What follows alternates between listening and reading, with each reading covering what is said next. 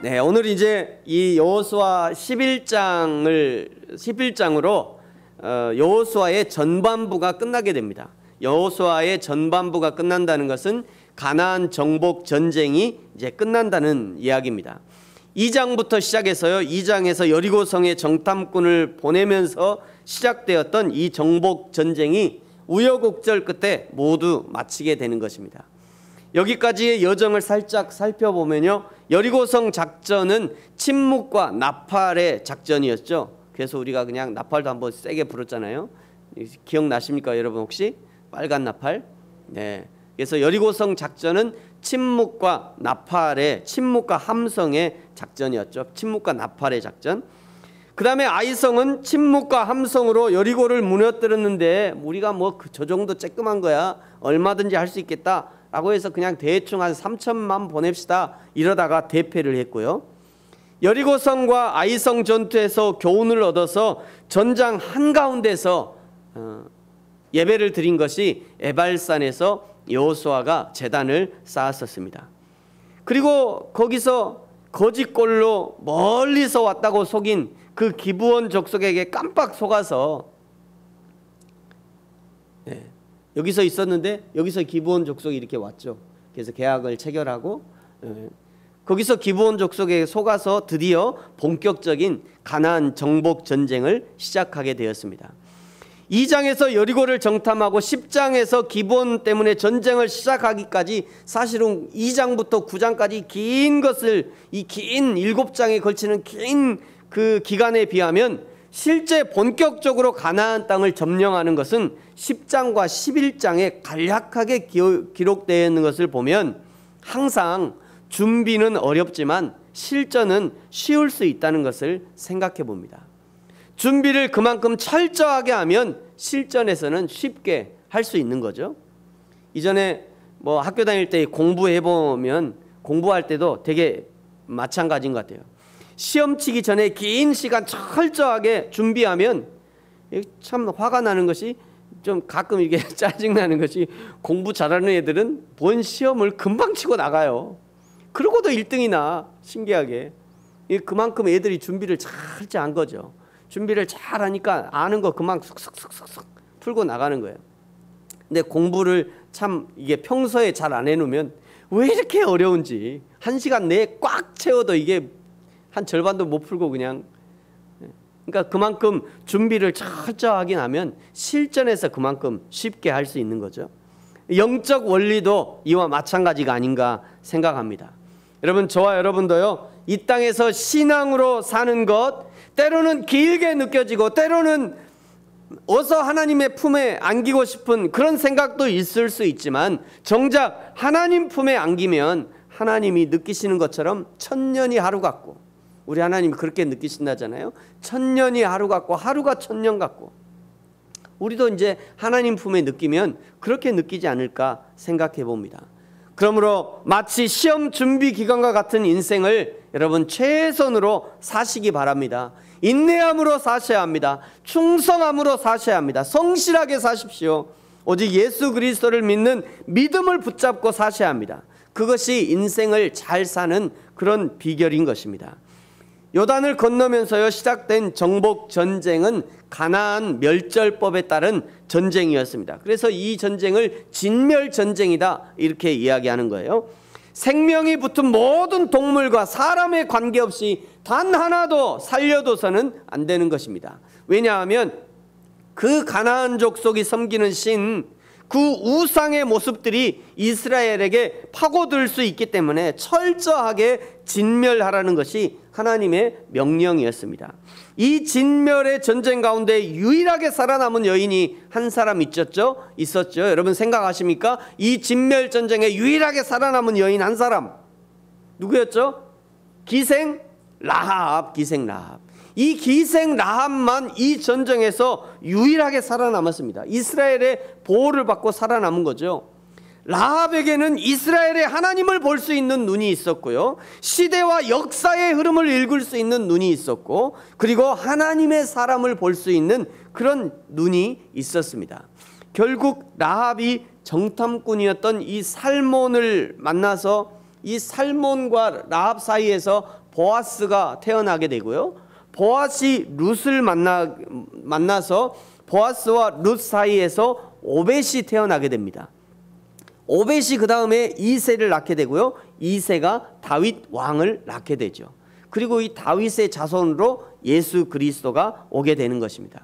그러니까 이 라합은 예수 그리스도의 족보를 완성시키는, 족보를 이어주는 놀라운 일들을 하게 되는 것이에요. 이렇게 여리고를 점령하고 아이성에서 아간 때문에 잠깐 삐끗했지만 결국 아이성도 점령하게 되고요. 거기서 예배하고 다시 기브온 족속에게 속아서 원치는 않았지만 차근차근 정복하기를 원했지만 기브온 족속과의 이 계약에 발목이 잡혀서 떠밀려서 그냥 정복 전쟁을 돌입하게 되는 것입니다. 하나님이 이스라엘 백성에게 가나안 족속을 그냥 뭉텅이로 상대하게 하시고 뭉텅이로 이기게 하시고 언제 하나씩 하겠냐, 그냥 단체로 그룹으로 상대하게 하셔서 순식간에 남쪽의 최남단인 여기 브엘세바까지, 남쪽 최남단인 브엘세바까지 그냥 일순간에 점령하게 하셨습니다. 그리고 드디어 오늘 11장에서 북쪽 지역을 점령하게 하는 기사가 기록되어 있습니다. 북쪽도 다르지 않았습니다. 오늘 1절에 보시면 하솔 왕 야빈이 이스라엘이 이제 남쪽을 점령하고 북으로 올라온다는 이 소식을 듣고는요, 동서남북, 그리고 북쪽에 동서남북, 그리고 산지에 있는 모든 왕들에게 전부 다 기별을 넣어서 연합군을 형성하게 됩니다. 여러분 이 정도 이제 전쟁했으면요, 저와 여러분도 생각할 수 있어야 돼요. 적들이 연합군을 형성해서 몇 개 나라가 한 번에 이스라엘에게 덤빈다는 거죠. 여러분, 이것은 이스라엘에게 좋은 일일까요? 나쁜 일일까요? 적군이 한 번에 그냥 뭉탱이로 덤벼요. 이거는 좋은 일이에요? 나쁜 일이에요? 별로. 그렇죠. 그게요. 그게 핵심이에요. 그게 핵심이에요. 그렇죠. 이거는 좋은 일이에요. 하나님 편에서 보면 좋은 일이라는 거죠. 하나님이 뭉텅이로 주셔서 그냥 뭉텅이로 싸잡아서 주시려고 지금 이렇게 하는 거예요. 여러분, 지난 수요일에 교회 오신 분 알겠습니다만, 지난 수요일에 교회에 옥상에서 물이 터져갖고요, 갑자기 그냥 폭포수 소리가 나는 거예요. 폭포수 소리가 어디서. 깜짝 놀래가고 나가봤더니 교회가 물이 터져갖고, 옥상에서 물이 터져갖고 그냥 폭포수처럼 쏟아졌어요. 급하게 예배드리기 직전이라서, 예배들이 시작하기 한 10분, 한 15분 전이었을까요? 급하게 올라가서 막 물을 막고 물을 퍼내고 난리를 치고는 7시 15분부터 예배를 시작했는데요. 그때 막 급하게 하고 와서 이제 뭐 늦었으니까 바로 예배를 시작했는데, 그때 제가 정신 차려보니까 그때 제 바지가 다 젖어 있더라고요. 바지가 다 젖어 있고 이 양말은 찌걱찌걱하고 양말도 물에 젖어 있고. 여러분, 물에 젖은 양말과 물에 젖은 바지를 입고 예배를 인도해 보지 않은 사람은 예배를 인도했다고 말을 하지만 근데 그것만이 아니라 며칠 전에는 또 가스 시설에 문제가 있었죠. 또 지금 보겠지만 이 프로젝트가 약간 흐리잖아요. 프로젝트가 지금 흐려서 잘 안 보이시죠? 저 뒤에서 보시면 이게 이제 저 수명이 다 돼가지고 이미 며칠 전에 이미 수명이 지났다고 경고를 보냈는데, 제가 일부러 그냥 켜놨어요. 이렇게 며칠 전에 이제 조금 더 있으면 저희 프로젝트 나갈 것 같은데, 여러분, 이런 문제들이 한 번에 지금 교회에서 막 터지고 있어요. 이스라엘의 전쟁과 비교해 보면 문제가 한 번에 터져 나오는 것은 하나님이 좋은 일을 준비하기 위해서일까요? 아니면 하나님이 우리를 시험에 들고 넘어지게 하려고 문제가 터지는 것일까요? 좋은 일을 준비하기 위해서, 말할 것도 없습니다.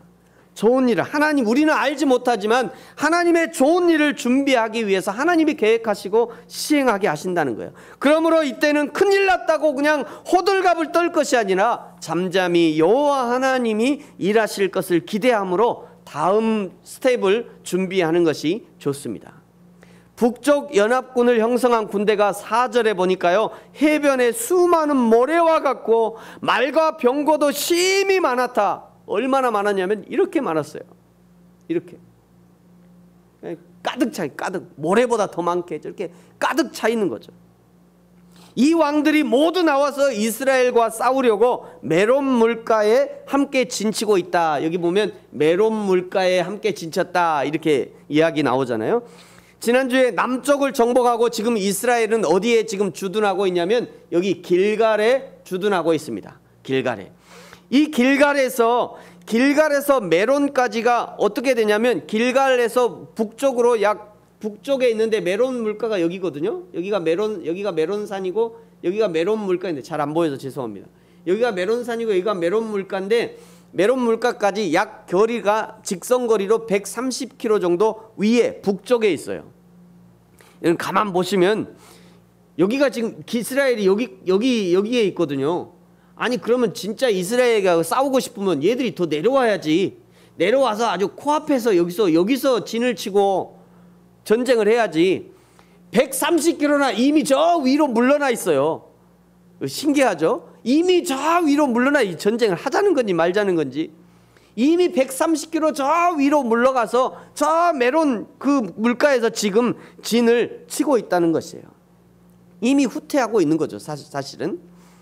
하나님은요 여호수아에게 지금까지 했던 전쟁처럼 그들도 진멸시키라고 명령하시고 7절에 보시면 갑자기 습격하게 하시고 또 8절에 그들도 격파하게 하시고 9절에 보시면 여호수아도 하나님이 명령하신 대로 이 전쟁을 수행했다 이렇게 기록하고 있어요. 10절에 보시면 이 연합군의 머리 총사령관인 하솔의 왕 야빈과 그 연합한 모든 왕들을 단번에 무찌르고 거의 대부분의 북쪽 지역을 차지하게 됩니다. 아주 순식간에 연합군을 몽성해서 뭉탱이로 왔으니까 하나님이 그냥 뭉탱이로 주신 거예요. 아주 순식간에 이 북쪽을 차지하게 돼요. 14절 끝에도 보시면 하나도 남기지 않았다 이렇게 기록하고 있고 15절에도 여호와께서 모세에게 명하신 모든 것을 하나도 행하지 아니한 것이 없었다라고 말씀하십니다. 16절부터 다시 여호수아가 취한 가나안 땅을 정리해 주면서 18절에 보시면 여호수아가 그 모든 가나안의 왕들과 싸운 지 오랫동안이다 이렇게 말씀하시는데 실제로는 약 7년 정도의 전쟁으로 보고 있습니다. 7년. 그러니까 저 땅을 제가 가만 보여 어제 지도를 보니까요. 우리 대한민국으로 치자면 그 이스라엘 땅이 얼마나냐면 요만해요. 저 완도에서 대전을 못 미치는 좌우는 더 좁고 완도에서 대전도 안 되는 저 땅을 차지하기 위해서 7년을 전쟁한 거예요. 7년을. 그렇게 사실은 생각해 보면 요거를 차지하려고 7년을 전쟁한 거는 굉장히 오래 걸린 거죠. 근데 왜 이렇게 오래 걸렸냐면 하나님의 명령을 따라 전쟁을 하긴 하지만 그러나 오합지졸 이스라엘 백성들을 데리고 전쟁을 한다는 것이 결코 쉽지는 않았을 거예요. 이스라엘에 무슨 특수부대가 있는 것도 아니고요. 제대로 된 무기가 있는 것도 아니고 기껏해야 다른 성을 점령하고 나면 그 점령했던 땅에서 그 점령했던 성에서 무기를 다 가져가고 그거 재활용하는 거예요. 그 무기 재활용하면서 전쟁을 하니까 7년이나 걸린 겁니다. 7년이나. 이렇게 7년 전쟁을 마치고 드디어 대부분의 남쪽에서부터 북쪽까지 대부분의 지역을 차지하게 된 겁니다.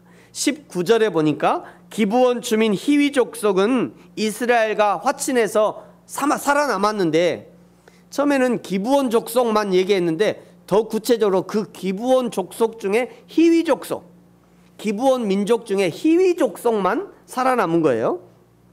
20절에 보니까 그들은 나머지 다른 족속들은 그들의 마음이 완악해서 이스라엘을 대적해 싸웠는데 그것도 하나님께서 가나안 족속을 진멸하게 하기 위해서 여호와 하나님이 완악하게 하신 것입니다. 마치 출애굽할 때 하나님이 바로의 마음을 강팍하게 하신 것처럼 하나님께서 가나안 족속들이 돌이키지 않고 이스라엘과 화친하지 않고 그 마음이 그냥 강팍해져서 그 마음이 교만해져서 이제 이스라엘과 화친하고자 하는 그 마음도 하나님이 뺏어버린 거예요. 그래서 결국 다 죽게 되는 겁니다. 여러분 이런 것만 봐도요 회개하는 것이 하나님의 은혜예요. 회개하는 게 하나님의 은혜입니다. 그 마음을 돌이킬 수 있는 것이 하나님의 은혜입니다. 얼마든지 돌이킬 수 있는 기회가 있고 얼마든지 살 수 있는 기회가 있는데도 불구하고 그 마음이 강팍하고 자존심을 내려놓지 못해서 돌이키기를 거부하고 회개하기를 거부하면 하나님의 저주를 받고 심판을 받는 것 외에 다른 방법이 없어요. 기브온 족속 중에 히위 족속이 바로 그 증거예요. 원래 그들도 다 진멸의 대상이었지만 그들이 살기 위해서 자존심을 내려놓고 이스라엘 족속과 화친을 맺으니 살게 되는 것입니다. 사랑하는 성도 여러분, 저와 여러분에게 회개하는 은혜, 마음을 돌이키는 은혜가 있어지기를 예수님의 이름으로 축복합니다. 그것이 살 길이에요. 20절, 오늘 20절 끝에 보면요, 여호와께서 모세에게 명령하신 대로 그들을 멸했다. 21절에도 이 사람들을 멸절하고 성읍들을 진멸했다, 이렇게 나오죠. 그런데 22절에요 조금은 이상한, 약간의 아쉬움이 남는 구절이 22절에 등장합니다. 자, 22절은 같이 한번 읽겠습니다. 시작. 이스라엘 자손의 땅에는 아낙 사람들이 하나도 남지 아니하였고 가사와 가드와 아스도데만 남았더라. 이스라엘 자손의 땅에는 아낙 사람들이 하나도 남지 않았고, 다 진멸했다는 거죠. 하나도 남지 않았는데, 그런데 가사와 가드와 아스도데만 남아있다, 여기만 남았다 이게요. 그리고 23절에 보면은요, 23절 끝에 가나안 전쟁이 그쳤대요. 끝났대요. 아직 거기 남아있는데 가나안 전쟁이 끝났다, 이렇게 얘기합니다. 그런데 13장 1절에 보면요, 더 놀라운 기록이 기록되어 있어요. 13장 1절에 이렇게 말씀해요. 여호수아가 나이가 많아 늙음에 여호와께서 그에게 이르시되 너는 나이가 많아 늙었고 얻을 땅이 매우 많이 남아있도다. 아직도 얻을 땅이 얼마나 남아있다고요? 매우 많이 남아있대요. 아직도 얻어야 할 땅이 매우 많이 남아있다는 거예요. 그러니까 아직 전쟁이 끝나면 안 되는 상황이에요. 아직 전쟁을 끝내서는 안 돼요. 아직 땅이 더 남아있다니까요. 여기서 전쟁을 끝내면 안 되는 거예요. 아직 얻을 땅이 매우 많이 남아있는 거예요. 그런데 여호수아는 전쟁을 끝이 낸 겁니다. 전쟁을 끝냈어요. 왜 끝냈죠? 나이도 많고 늙어서 힘도 딸리고 이제 이 정도에서 끝을 내자 내부 군사회에서 결정을 내린 거예요. 그래서 22절에 가사와 가드와 아스돗만 남기고 그냥 전쟁을 끝낸 겁니다. 가사와 가드와 아스돗이 어디냐면요, 여기가 가사예요. 여기 쬐끔, 요게 가사입니다. 가드가 어디냐면, 가드는 더 쬐끔해요. 여기 성읍, 쬐끔한 성읍, 요거만 가드예요. 그 위쪽에 올라가면 아스돗이 있어요. 여기가 아스돗이에요. 쬐끔, 요거만 남긴 거예요. 요거만. 분명히 23절에서는 하나님이 이스라엘 지파에게 기업으로 땅을 주었다 라고 말씀하시는데, 3장 1절에서는 아직 점령하지 못한 땅이 많이 남아있다. 그리고 가사와 가드와 아스돗도 남겨놓은 상태에서 전쟁을 끝냈다는 것이에요. 거의 다 점령했습니다. 거의 다. 99%는 다 점령했어요. 이제 마지막 1%만 점령하면 되는데, 1%, 가드와 가사와 저 아스돗 저기 1%만 점령하면 되는데, 그런데 여호수아도 늙었고 저 정도면 굳이 지금 우리가 다 안 뺏어도 자기가 스스로 없어지겠다. 저 정도 세력이면 이스라엘의 위협도 안 되고 이제 이 정도에서 전쟁을 끝내고 그냥 냅두면 저 정도는 자연적으로 사라지겠다 생각한 것입니다. 여러분, 다시 한번 생각을 떠올려 보십시오. 이 가나안 전쟁은 힘과 칼과 창으로 차지하고 점령하는 전쟁입니까? 아니면 순종함으로 수행하는 전쟁이었습니까? 순종함으로 수행하는 전쟁이었죠. 그런데 마지막 1%를 남겨놓고 순종의 전쟁을 포기하고 힘의 원리로 돌아가 버린 거예요. 힘의 원리로. 지금 이것은요, 매우 중요한 문제인데요, 하나님으로부터 위임받은 중요한 원리를 변질시켜 버리고 있는 겁니다. 이 싸움은 힘의 논리가 아닙니다. 그렇게 해오지도 않았어요. 이 싸움은 순종함으로 진행해야 됩니다. 순종은 100%가 되어야 되는 거예요. 전쟁에 대한 하나님의 원리를 변질시켜버린 것은 매우 무서운 불순종입니다. 여러분, 하나님의 교회, 하나님의 공동체에 가장 싫어하는 것이 한 가지 있습니다. 그것은 사람의 영향력이에요.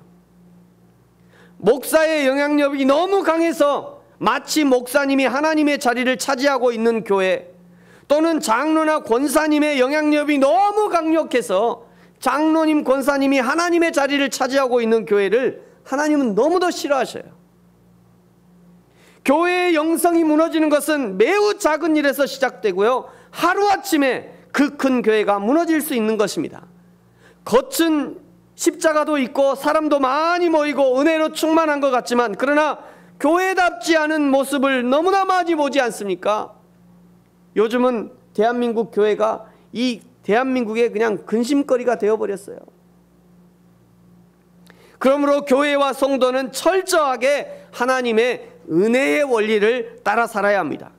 교회도 돈이 필요합니다. 그러나 돈이 교회를 움직여서는 안 됩니다. 사람이 교회를 움직여서도 안 되는 거예요. 목사든 장로든 권사든 사람들은 어깨에 힘을 빼야 합니다. 돈이 교회를 운영하고 교회 사역하는 능력의 근원이 되어서는 안 되는 것이에요. 오늘 남겨놓은 저 1% 말이죠. 남겨놓은 저 1%, 점령하기를 포기한 저 1%, 힘의 원리가 작용해서 하나님 앞에서 100% 순종을 버려버린 저 1%, 가사와 가드와 아스돗이 나중에 어떻게 이스라엘의 발목을 잡았는가?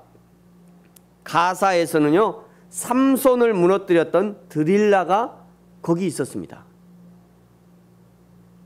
가드에서는요, 이스라엘을 괴롭혔던 블레셋의 장수 골리앗이 저 가드에 있었어요.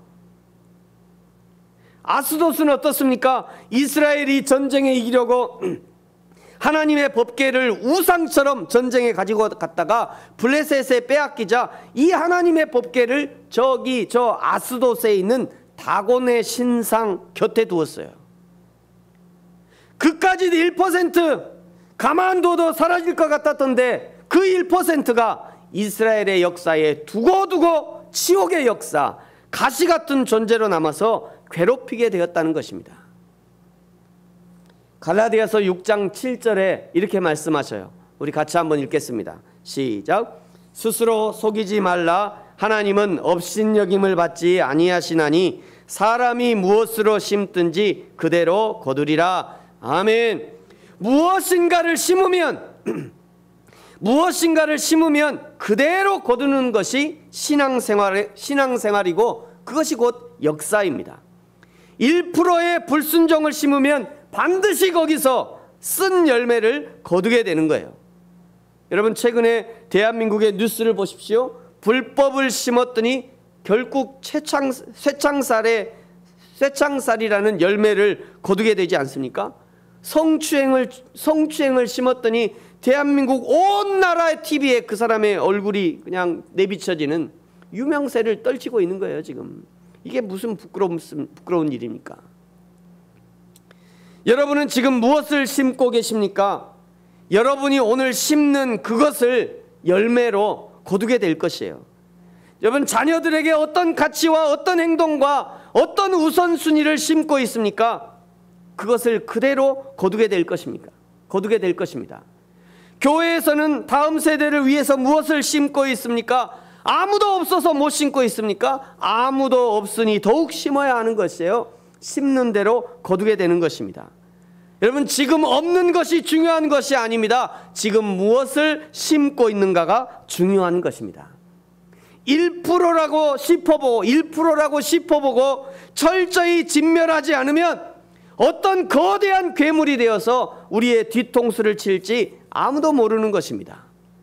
사랑하는 성도 여러분, 여러분은 지금 어떻게 하나님의 전쟁을 수행하고 계십니까? 신앙생활 자체가 전쟁 아닙니까? 우리의 삶 자체가 전쟁 아닙니까? 하나님이 허락하신 신앙의 전쟁과 인생의 전쟁을 수행할 때 단 1%라도 신앙의 원리를 밀어내고 힘의 원리가 지배하는 그런 삶을 허용해서는 안 되는 것입니다. 다윗이 고백했던 것처럼 모든 것이 주께로 말미암아 싸우니 이 모든 것이 하나님의 뜻과 계획 가운데 있다는 것을 안다면 철저하게 신앙생활을, 신앙의 원리를 적용해야 되는 것입니다. 단 0.001%라도 내 힘과 내 뜻과 내 생각대로가 아니라 완전한 100%의 순종이 우리 가운데 있어야 하는 것입니다. 사랑하는 성도 여러분, 이 땅의 신앙생활, 이 땅의 교회생활은 은혜로 사는 연습을 하는 곳이에요. 내 힘을 빼야 합니다. 하나님의 은혜로 살아야 합니다. 교회는 은혜를 연습하는 연습장입니다. 교회 봉사는 하나님의 은혜가 아니면 할 수 없다는 것을 연습하는 곳이에요. 그러므로 오늘 100%의 순종을 심으셔야 합니다. 그래야 하나님이 주시는 선하고 아름다운 신앙의 열매를 거두는 저와 여러분이 되어지기를 예수님의 이름으로 축복합니다. 기도하겠습니다.